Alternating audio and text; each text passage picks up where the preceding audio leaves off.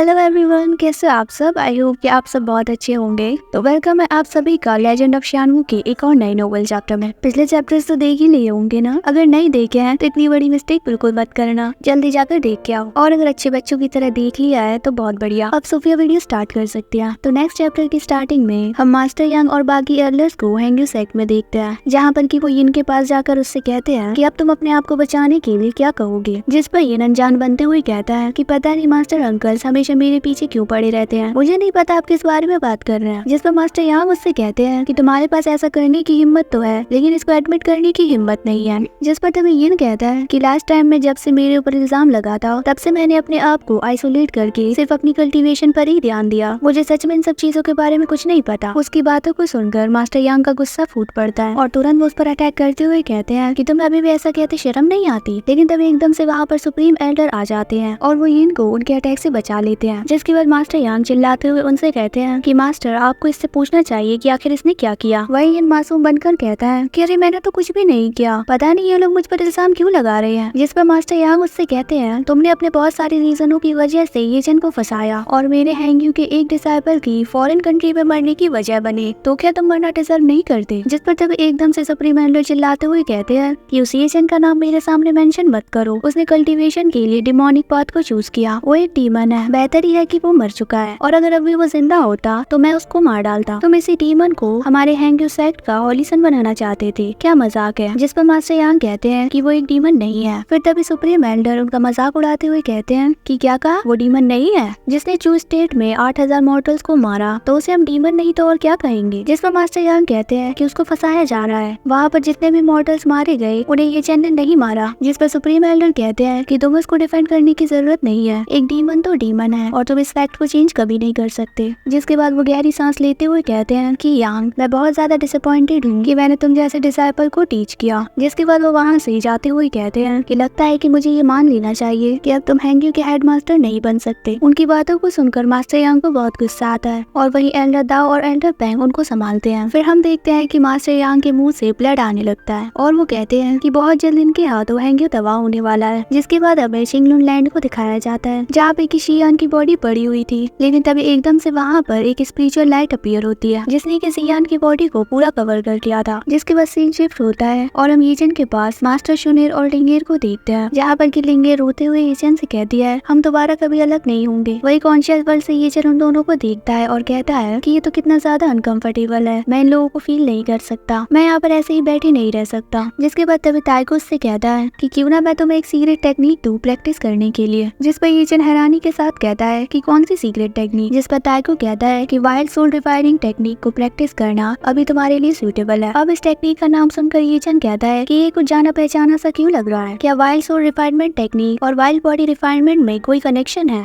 जिसके बाद ताइको से बताता है कि लेट इमोरियल पीरियड में बारबेरियंस और सोल रेसेस आपस में एंडलेसली फाइट कर रहे थे, फिर बारबेरियंस जीत गए और 9 एंशिएंट रेसेस में से एक बन गए और जिसके बाद ये 2 सीक्रेट टेक्निक उस पीरियड के दौरान क्रिएट हुई। ये सुनकर येचन बहुत ज्यादा एक्साइटेड हो गया था और वो हंसते हुए कहता है कि वाइल्ड बॉडी रिफाइनिंग तो बहुत ज्यादा स्ट्रॉन्ग है, तो फिर इसका एनिमी भी कमजोर नहीं होना चाहिए, ये टेक्निक तो सिर्फ मेरे लिए ही बनी है। जिसके बाद वो अपने हेवनली थंडर का यूज करके वाइल्ड बॉडी रिफाइनिंग टेक्निक को प्रैक्टिस करना शुरू कर देता है। उसको ऐसा करते हुए देख ताइको अपने मन में कहता है कि इस लड़की के अंदर जो टैलेंट है वो ना सिर्फ दाचू में बल्कि पूरे हेवंस और वर्ल्ड के कुछ ही लोगों के पास है। मैंने इस पर अपना फ्यूचर चुना और लगता है कि ये मेरी राइट चॉइस थी। जिसके बाद तभी सीन शिफ्ट होता है और हम मास्टर को देखते हैं जो कि उस स्पिरिचुअल लाइट को फॉलो करते हुए यहाँ पर आ चुकी थी। शिंगलुन लैंड में पहुंचने के बाद मास्टर कहने लगती है कि शियान की बॉडी तो यहाँ पर नहीं है, शियान तुम कहाँ गई। जिसके बाद हमें फिर से येचन को दिखाया जाता है और जहाँ पर हम देखते हैं येचन ने उस वाइल्ड बॉडी रिफाइनिंग टेक्निक को 9 घंटे तक प्रैक्टिस किया। प्रैक्टिस पूरी होने के बाद येचन अपने आप से कहता है कि ये सीक्रेट टेक्निक तो बहुत ज्यादा कमाल किया है। लेकिन तब अचानक से उसको किसी के बहुत जोरों से रोने की आवाज आती है। फिर हमें पता चलता है कि ये आवाज किसी और की नहीं यूए और लुओशी की थी। वही लुओशी रोते हुए येचन से कहती है कि ब्रदर येचन तुमने कहा था कि तुम मुझसे दान सिटी में मिलने वापस आओगे। फिर हम देखते हैं कि वहाँ पर वेई, नोयान, लीसेंग और रोंगयुन भी आ चुके थे। साथ ही वहाँ पर बायू, श्वानवी और एल्डर म्योजान भी मौजूद थे। अब उन सबको खुद के लिए इतना परेशान देखकर येचन कहता है कि मैंने ये एक्सपेक्ट नहीं किया था कि मैं इनके लिए इतना ज्यादा इम्पोर्टेंट होगा। जिसके बाद तभी श्वानवी येचन के पास एक रिवर सील रखते हुए कहती है कि कहा जाता है कि इस सील की मदद से तुम्हें अगले जन्म में एक अच्छी फैमिली मिलेगी। वही नोयान किसी पैलेस के मेडन्स का हेयर लॉक येचन को देती है और कहती है है कि अगले जन्म में तुम्हें जरूर एक अच्छी लड़की मिलेगी। वहीं ली जेंग और रोंगयुन कहते हैं ये यूनाइटेड हार्ट की एक फॉर्म है, हमारी बाकी की जिंदगी में हम अच्छे ब्रदर्स रहेंगे। वहीं उनको इतना सीरियस देखकर ये जन कहता है कि इन दोनों को इतना सीरियस देखना तो बहुत ज्यादा रेयर है। वहीं हम लिंगियर को देखते हैं जो कि इन सब चीजों को देखकर बहुत ज्यादा उदास थी। जिसके बाद तभी वहाँ पर इनके अंकल आ जाते हैं और कहते हैं कि ये तो बहुत बुरा है कि जूनियर सिस्टर लिंगियर रोना चाहती है। फिर तभी लिंगियर उससे कहती है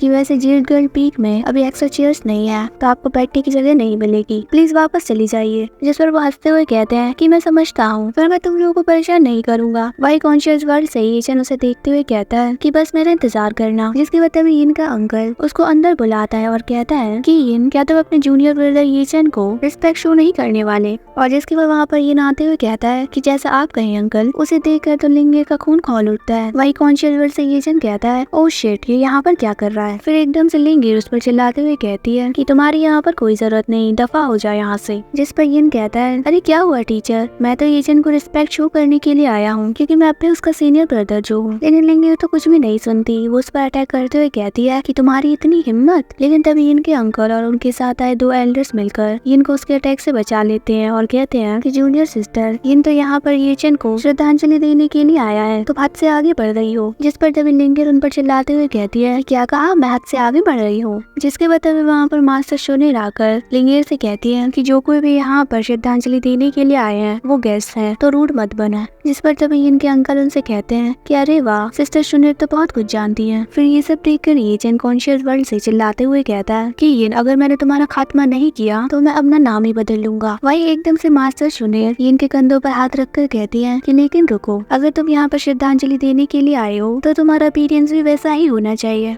इतना कहते ही मास्टर शोनेर इनको दूर पीछे फेंक देती है। फिर वो अपनी पावर्स का यूज करके इनको जमीन पर बहुत बुरी तरीके से पटकती है। उनको ऐसा करते हुए देखकर ये चिन को तो बहुत ज्यादा मजा आता है और वो कहता है यार ये कितनी औसम है यार। वहीं इनके अंकल बहुत ही ज्यादा गुस्से में मास्टर से कहते हैं आखिर इससे तुम्हारा मतलब क्या है। जिसके बाद तभी वहाँ पर मास्टर यांग, एल्डर शू, एल्डर दाओ और एल्डर लियुई आ जाते हैं। और जिसके बाद मास्टर यांग इनके अंकल से कहते हैं कि अगर आपका हो चुका है तो आप जा सकते हैं। और जिसके बाद हम देखते हैं कि मास्टर शोनेर ने इनकी हालत बहुत ज्यादा खराब कर दी थी और उसके अंकल वहाँ से उसको उठाकर ले जा रहे थे। फिर मास्टर शोनेर मास्टर यांग से पूछती है कि क्या आपको कोई सबूत मिला। जिस पर मास्टर यांग कहते हैं कि नहीं, अभी तक तो नहीं। फिर मास्टर शोनेर मास्टर यांग को बताती है कि शियान भी मिसिंग है और मैं श्योर हूँ कि ये इनका ही काम है। तो सीनियर ब्रदर, जब मैं इसे मारने से खुद को नहीं रोक पाऊँ तो प्लीज आप मुझे मत रोकना। जिसके बाद हम देखते हैं कि वहाँ पर वूतियान शुआनज़ेन आ गए थे। उन्हें वहाँ पर देखकर ये चैन भी उदास हो गया था। जिसके बाद वो ये चैन की तरफ देखते हुए कहते हैं कि ये चैन, फादर तुम्हें घर ले जाने के लिए आ चुके हैं। लेकिन तभी मास्टर कहती है कि नहीं, आप इसको नहीं ले जा सकते। जिस पर तभी शुआनज़ेन मास्टर पर चिल्लाते हुए कहते हैं कि मैं इसका फादर हूँ और मेरी वूतियान फैमिली का खून इसकी रगों में दौड़ रहा है, तो बताओ मैं इसको क्यों नहीं ले जा सकता। जिस पर मास्टर कहती है कि ये भी इसका घर है। ये सुनकर शुआनज़ेन कहते हैं कि क्या कहा घर, मेरे बेटे को हैंग्यू में मौत के घाट उतार दिया गया। हैंग्यू तो इसको प्रोटेक्ट भी नहीं कर सका और तुम हैंग्यू को इसका घर कहते हो। उनकी इस बात पर उनमें से कोई कुछ भी नहीं कह पाता। जिसके बाद मास्टर शोनेर रोते हुए उनसे कहती है कि चाहे जो भी हो जाए मैं आपको इसे ले जाने नहीं दूंगी।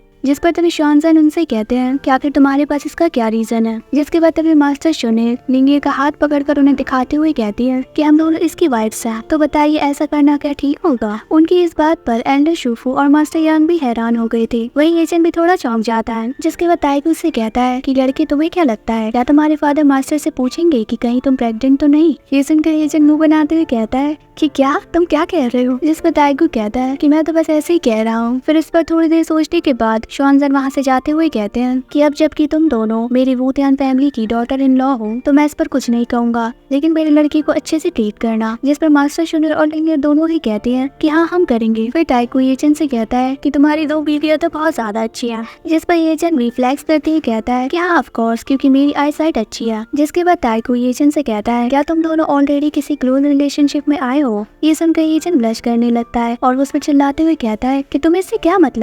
उन दोनों में ऐसे ही बातचीत होती जाती है। जिसके बाद डायरेक्ट हमें 11 दिनों के बाद का सीन दिखाया जाता है और जहाँ पर ये चंद 11 दिनों तक वाइल्ड बॉडी रिफाइनिंग टेक्निक को प्रैक्टिस कर रहा था। फिर वो अपने आप से कहता है कि कल मेरी सोल उसकी जगह पर वापस चली जाएगी। लेकिन तभी हम ये चंद के बॉडी के पास एक सस्पिशियस से मैन को आते हुए देखते हैं। वही ये चंद कॉन्शियस वर्ल्ड से अपनी वील आई को यूज करते हुए कहता है कि आखिर ये इंसान कौन है। और जिसके बाद हमें पता चलता है कि ये कियांग का मास्टर गी शिंग है। और फिर इसी सीन के साथ वाला चैप्टर यहीं पर कंप्लीट हो जाता है। गाइस आई नो वीडियो छोटी है बट बिलीव मी मैंने इसमें 2 चैप्टर्स को कवर किया है जिससे कि आपको स्टोरी के बारे में कम टाइम में ज्यादा से ज्यादा पता चल सके। हाँ तो मैं होप करती हूँ कि आपको आज के चैप्टर्स अच्छे लगे होंगे और साथ ही मेरी एक्सप्लेनेशन भी। अगर हाँ तो वीडियो को लाइक और चैनल को सब्सक्राइब जरूर से करते जाना। साथ ही अगर पिछले चैप्टर्स को नहीं देखा है तो वो भी देख लेना, मैंने पूरी की पूरी प्लेलिस्ट बना रखी है। तो मिलता है एक और नई वीडियो में। Bye bye.